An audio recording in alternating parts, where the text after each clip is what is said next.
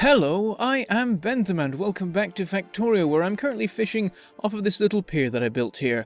But you may be wondering, Bentham, why does this pier and also everything look so weird? Well, it's because we are in Factorio 0.16 and it has brought a lot of nice aesthetic changes, mostly, but there are a couple of very exciting things to be found as well. It's a relatively small one, and a surprising one. We were not expecting an update around now, really, but the devs decided that they were going to bring out what they'd worked on so far early. So now, a lot of stuff has been pushed back to 0.17, but it means that we get a whole bunch of stuff that was already ready sooner, and in time for the holidays. So, the first thing that you may spot is that the flooring is looking a little bit different, the concrete and the stone. They fit together a lot more nicely now, or more sort of the opposite, really. They've now got very nice borders between them. And also, more importantly probably, they have interesting borders with the water. It looks like you're now actually building stone piers out if you build stone over the top of land. I did build the land out to here, but then by building the flooring on top of it, it just looks like I built stone out, and that's quite neat. I like that, and I'm definitely going to be using it a lot. And yeah, it makes all the flooring stuff a lot neater. Also, I'm going to fix this because I've spotted it, and we cannot allow this. Left one. Gotta have it all neat. So yeah, I just made this nice pattern using a stone base and then holes and concrete, which is quite neat. So, next thing you probably noticed as soon as I started walking anywhere was these things. We have cliffs now. It's quite weird. I wonder if I can step onto this here. Can I break things? And no, this is actually, I can't step up onto this this high little bit here. Usually that doesn't happen, but yeah, there's this very clever system that puts a bunch of cliffs everywhere and makes the land look a lot more 3D, but it's entirely a trick. The land is still entirely 2D, but the way the cliffs are positioned makes it essentially like there are now like slight differences in elevation. Of course, things can't cross over these cliffs, so you can use them as natural barriers against biters and all sorts of stuff like that, and I'm very much looking forward to that sort of thing. You can switch these off, because I imagine many people will want to. These do sort of ruin factories. Like, if you want to build a big sprawling factory and there's a bunch of cliffs in the way, it's going to be a problem, but you can either disable them entirely. You can build them in the starting area where cliffs do not appear, and you can determine the size of the starting area to determine how much space you have before cliffs start appearing. And also there is a new item called cliff explosives, which we can chuck at these to remove them. It looks a little bit weird, but yeah, you can just get rid of these cliffs and flatten everything out if you so wish and want to like build railways and stuff like that. Yeah, it's quite a neat thing because it really looks like everything is three-dimensional now, but it is actually entirely just the same as always. The land just has these barriers now that that have a nice trick of the eye to them. So yes, let's wander off to look at other things. So, as we wander off, you may notice that biomes look a little bit different. The terrain in general has changed. If we go to the map, it marks on cliffs, so there's a lot of mess currently in the map. But you can see there's a lot more colours going on, and they're all sort of different as well. It seems like everything about how terrain looks both in the map and in the world has been slightly tweaked, and I think it looks a lot more sort of nice and natural now. There's a lot more neatness to it. It looks real. It's entirely an aesthetic thing, but it's always nice to have everything looking a little bit nicer. And very different from how it used to. Yeah, I put the cliffs on a very high setting for this to make sure that there were plenty to mess around with, and so it looks a little bit wacky. It's going to look a lot more normal if you keep the settings to normal, but I whacked everything up to high, and it's made all this crazy stuff, which looks very weird and sort of pushes the 3D effect to its limit by making these weird gradients and things here. But that's quite fun. Anyway, yes, we're wandering up to where I've been setting up a couple of things. And I should mention fairly early in the video, this is an experimental update, meaning a couple of things. One of them is that there are bugs that you'll have to watch out for. They are being reported and being patched as we speak. In fact, this isn't actually 0.16.0. We're already in 0.16.1 because the Factorio devs are ridiculously fast at pushing out bug fixes whenever a new update comes out. They are working very quickly on that, and I'm sure there will be many more in the coming days to continue to fix it. Bit by bit, and like fix things that don't even need fixing because they're just awesome like that.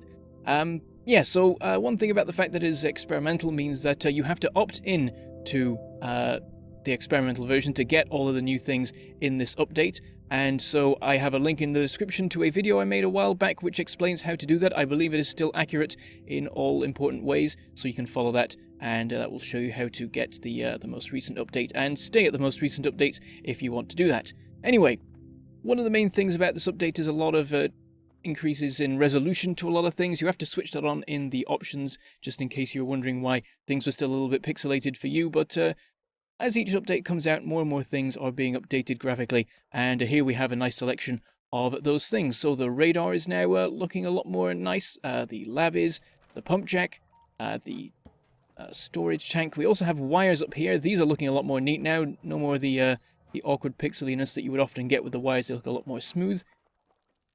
Solar panels have been changed. They look quite significantly different as well from how I remember them. A lighter colour and maybe more angled and stuff like that. Because these are complete redesigns quite often. You can't just double the resolution and leave it at that. You've got to redo the art so that it is twice as high res.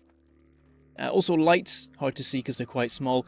Combinator stuff has all been updated in that same way. Roboports have, and also bots have. Let's try and deploy some. You'll not be able to see them very easily, but we can try. Yeah, they go whizzing off straight away. Unfortunately, I've unlocked all the researches on this map, so they move quite quickly, so you don't get to really see them, but you get the idea.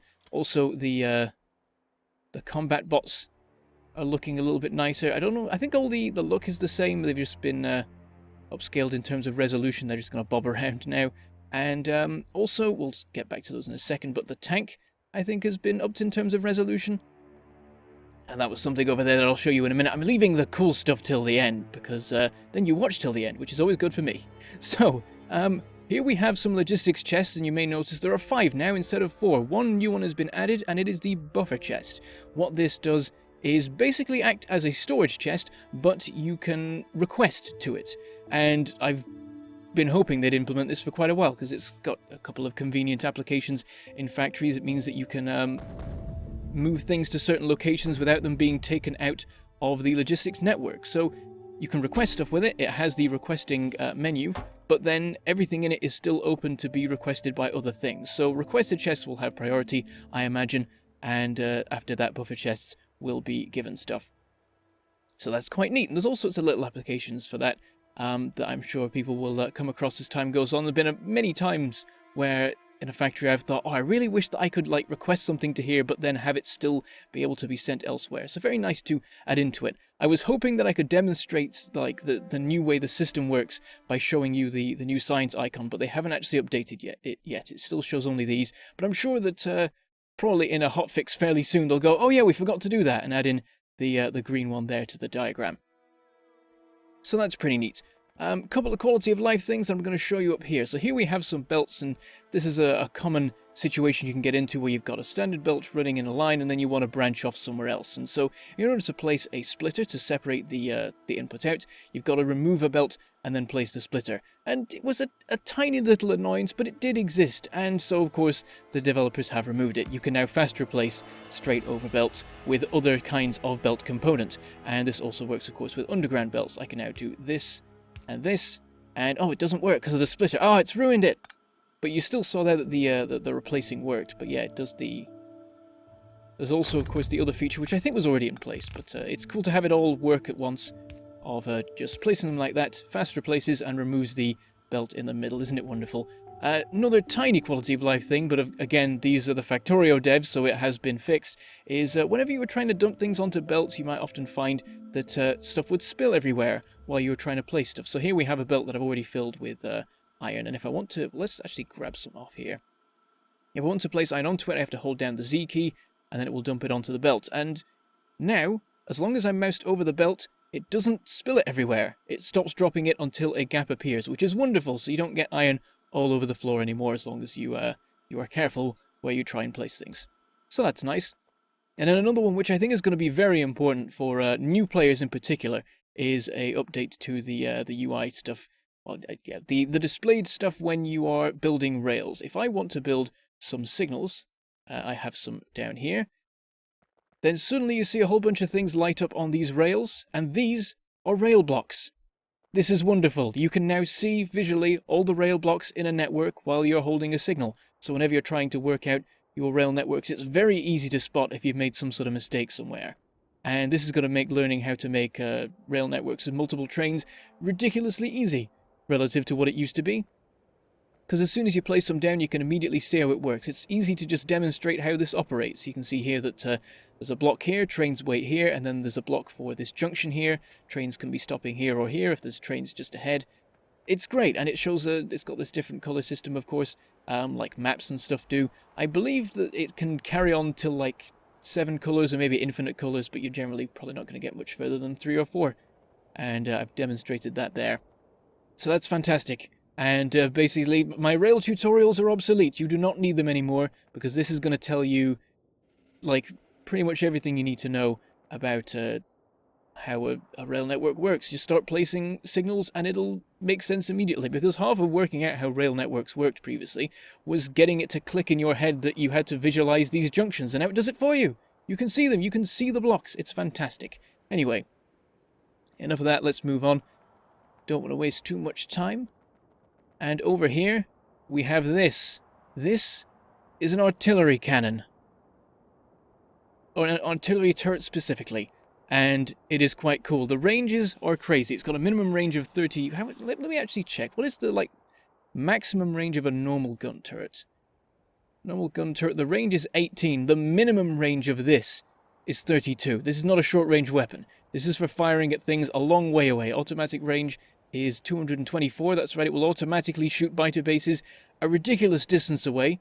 And if you want to manually aim it, it will fire double that further away. There's some bonuses as well applied through researches as you go along, which I've got applied. And that means this thing can shoot biters, I think, anywhere in range that I can see right now. Maybe it can't quite manage down like here, and maybe not quite over here, but it's something like this, I think, at least the manual range. The automatic range is a little bit smaller, but we'll demonstrate in a minute just how crazy that range is. But there's one thing over here that I did forget. I'm going to hop into this tank for a second. Let's spin it around just because there's you know, it's high res now. Always nice to see. Oh, I did forget to mention, actually, the player is now high res as well, which is lovely. Of course, you're looking at it all the time, so it's nice for that to be nice and crystal clear. But yes, this tank drives pretty fast, you might notice. And you can hear that it's quite fast as well. It sounds a little bit weird. It's a bit more high-pitched than the tank is supposed to be. I've gone and wedged myself immediately. But the reason for this is the particular fuel that this tank has.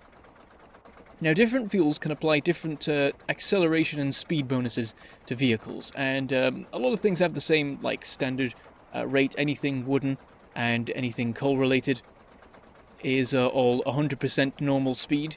But if you put, I believe it's solid fuel into a vehicle, it will get a 120% speed rating, so 20% boost. If you put rocket fuel, quite a late game item, into vehicles, then it is a 180% speed, so nearly twice the speed. However, there is now a new fuel. This is nuclear fuel. It lasts an insane amount of time, and it gives you an acceleration of 250%. And you can put this in tanks, cars, and trains, and it's great. And yeah, so when you get to the crazy late game and you're drowning in nuclear, well, in uranium materials, then you'll be able to fuel your entire rail network with them and make it ridiculously fast. The recipe for this, if I can find it, is right here. 1 rocket fuel and 1 uranium-235. So it's pretty expensive. But in late game, it's the sort of thing that's achievable, and the amount of time it lasts, it probably makes it worth it. Like, that is, yeah, about 5 times the fuel that a solid fuel would supply, so that's a very nice jump up. Basically covers the solid fuel cost by miles, and so the only issue is the uranium, which, if you've got Cover-X enrichment going, isn't too bad. So that's very nice. Very fast vehicles in the late game, and there's a lot of, like, the big things in this update, like that fuel and the artillery turret, are definitely all late game things. There's a lot of love for that end of the game in this particular update. But yeah, one thing I forgot to mention, interesting thing about this, is that this isn't in the changelog. They managed to forget, and to be fair, there's a lot of things to remember when you're putting together a changelog. So that's sort of like a little secret hidden thing that many of you might not have known about. New kind of fuel that you'll get to at the end of your games. And of course, there's something to enjoy as well. But let's mix them together. There is something that can make use of both fuel and artillery, and it is right over here. Here we have a train. I have fueled it, of course, with rocket fuel, with nuclear fuel even, because why would you not? And also I've given it a new wagon. Yes, for the first time in, well, actually the fluid wagon wasn't that long ago, but we have a new wagon one way or another, and it's the artillery wagon.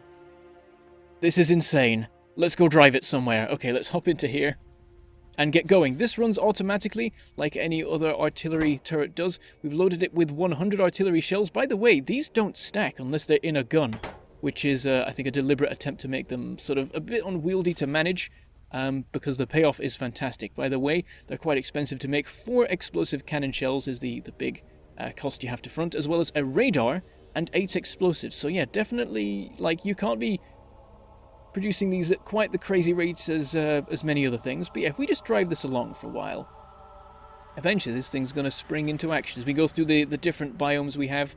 I don't know the names of them, not that it matters. The look is the important thing. We're weaving our way around the cliffs and the trees here. And any second now, this thing's going to come in range of a target. It's going to come within 200 tiles of one. Well, perhaps we have to stop. But it would have fired by now, but let's carry on, because there is a biter base right over here. Let's get to the end of this track. Is it going to activate? It's not. Oh, no, there it goes. And it's opened fire. We're going to have to defend against the biters because the artillery turret is focusing on the base.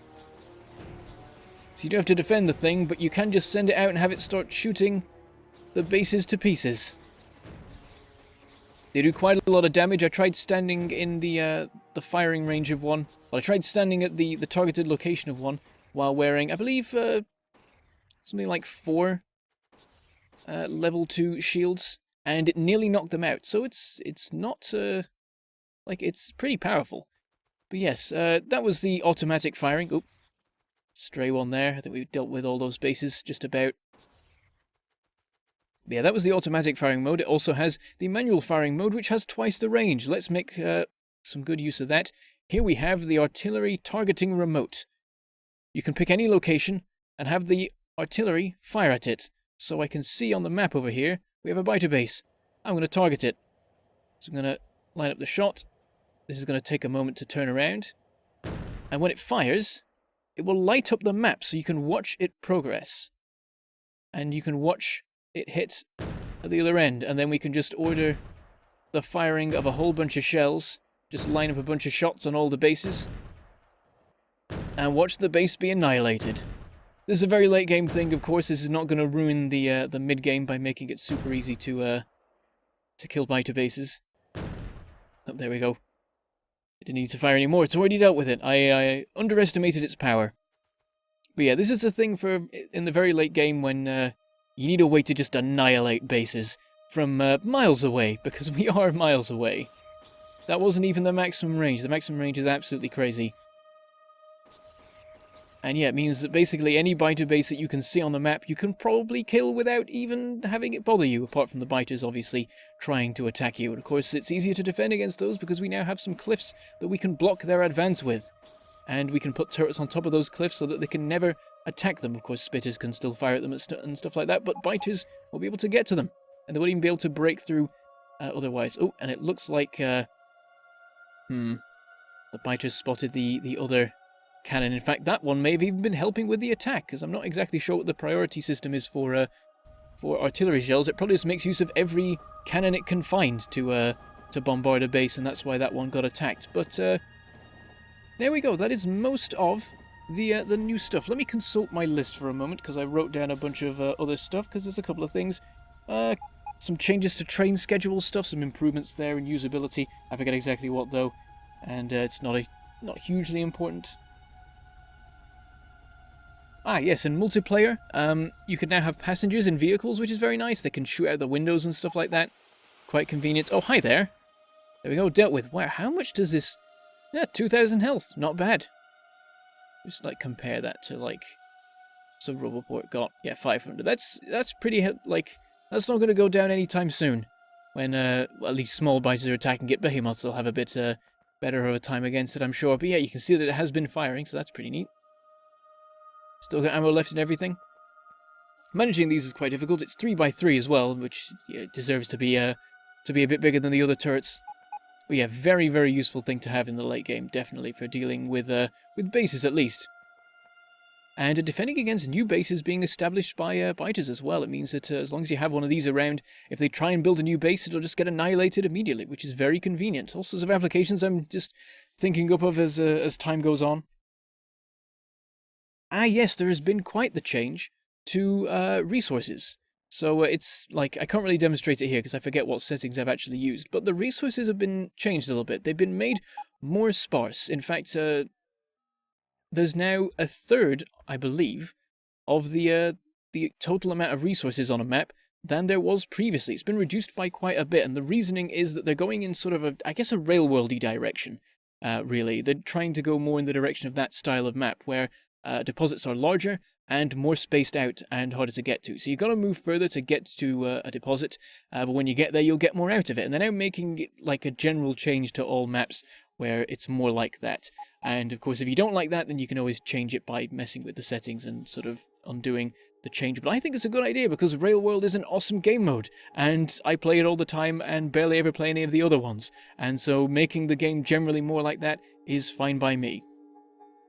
Also, a change to uranium. It can no longer appear in the starting area, so that you do have to go a little bit of a distance before you can make use of that mid to late game resource. Makes a fair bit of sense.